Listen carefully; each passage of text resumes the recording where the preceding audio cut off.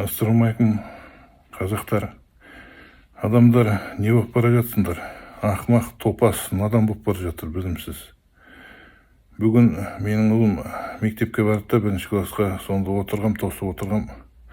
Алдымда бір 2 жас келіншек отырды, кішкентай балалары бар. Екеуі біріне бір айтып отыр. Егер дейді, бір фирманың атын айтты, ұмытып қалдым, естімедім дұрыстап.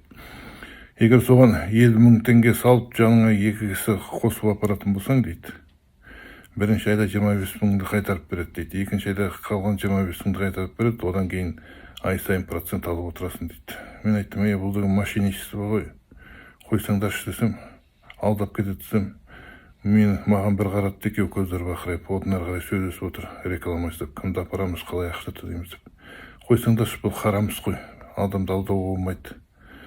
Бұл деген пирамида ғой, ойлансаңдаршы.